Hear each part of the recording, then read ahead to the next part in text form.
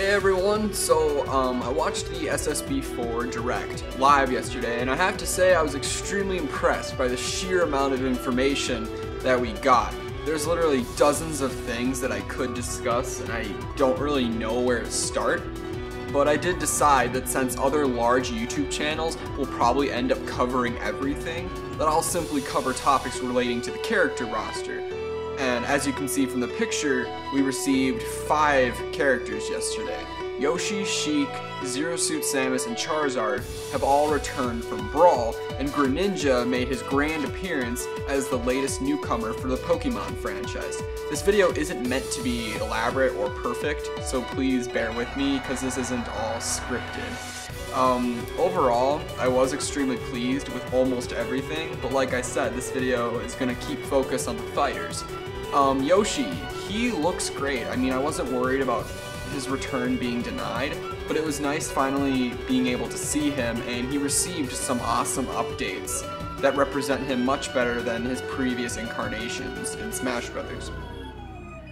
Zero Suit Samus is actually my main character from Brawl, so as you can imagine, I was overly grateful that Sakurai was only kidding about her removal. She looks stunning, to say the least, and I'm very pleased with the fact that she's her own character now. The whole no transformations thing is perfect in my opinion, and since both Ridley and Dark Samus were shown as non-playable features in Super Smash Bros. 4, it seems that they put a lot more effort into Zero Suit Samus' own entity. Her new jet boots look awesome, and her moves look amazing. Sheik has proved once again that being only in one Zelda game doesn't matter. While I would rather have a new Zelda character, it's nice to see her join for a third time. She didn't really change much besides getting 2 new moves, and I'm pretty happy with her separation from Zelda. Charizard being a solo character is something I've wanted badly. The Pokemon trainer in Brawl was cool, but was rather gimpy and annoying to play as. It makes perfect sense to have Charizard by himself, considering he's one of the most popular Pokemon of all time. I guess I'll miss Squirtle and Ivysaur, but this focus on Charizard is definitely for the better. His Mega Evolution and new moves look completely badass. Greninja. Okay, so I was pretty sure that it was going to be Mewtwo's return. So as you can imagine, I'm disappointed. I completely understand that Greninja is a great, new, and popular Pokemon, but I've been supporting Mewtwo ever since the start of speculation. I'm not trying to trash Greninja, but I hate him for taking Mewtwo's spot. It's the first character reveal that has made me upset, as Mewtwo seemed too perfect to fail. I'm not gonna sit here and argue why Mewtwo is better than Greninja, cause it's too late. I mean, just realize that it's not just about Greninja too, as any new coming Pokemon besides Mewtwo would receive this same response from me. Is there still hope for Mewtwo? Probably not. He would have to compete with Jigglypuff, who I could never see being removed, and if Sakurai decided to add both him and Jigglypuff, that means that both the Mario and Zelda series would need another newcomer to be all at 6 characters. I don't really think that could happen, I don't really see it happening, but hey, absolutely nothing about Ghiratina, Tingle, or Bowser Jr. has been revealed yet, so they are still standing possibilities, although really unlikely.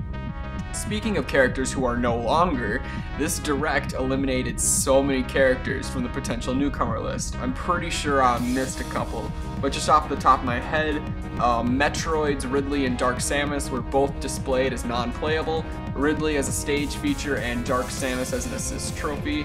And if we only got 5 characters from the Mario, Zelda, and Pokemon franchise, all new Zelda and Pokemon characters are now void, as Sheik is taking a character spot, and the last spot is likely to be taken by our upcoming new Ganondorf, which I could never see being out-prioritized by any Zelda character.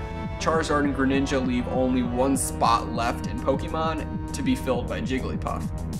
Samurai Goro from F-Zero, Lyn from Fire Emblem, Knuckle Joe from Kirby, and Saki were a few returning assist trophies from Brawl, so they're not going to be playable.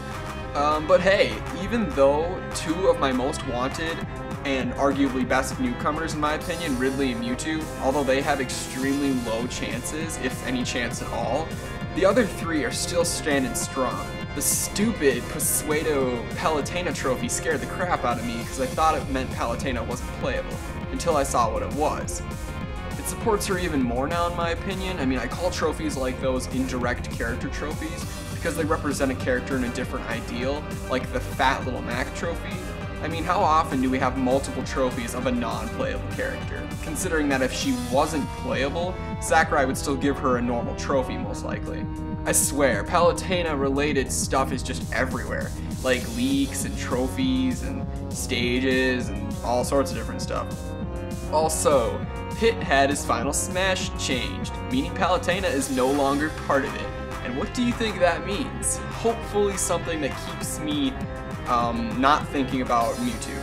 I was also nervous while watching the assist trophies being displayed, but guess what? Isaac wasn't shown to return as one. Sure, he still could, but you would think that they would have that figured out by now.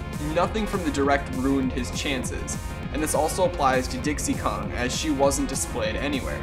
Interesting though, did you notice that there were Kremlings in the Smash Run thing? Does that mean that King K. Rool is still a possibility? I mean, it's not the first time they've appeared in Smash, I'm pretty sure they were trophies before, but still, it's interesting to think about. Or maybe it promotes Dixie Kong because she's a protagonist, and it would be weird to have King K. Rool killing Kremlings, I don't know. Sorry, I didn't really edit this video much, but I just wanted to get my words out there. Feel free to like it, and feel free to comment with your reactions to the Nintendo Direct. I know that my audience is pretty small right now, so I hope you enjoyed this video. I do plan to make more in the future. I do have one other video that I posted like a day or 2 ago, so if you'd like to go watch that, even though it talks about Mewtwo and Ridley, I mean, it also talks about Palutena, Dixie Kong, and Isaac, so I mean, if you'd like to go watch that video as well, it might clear a couple things up.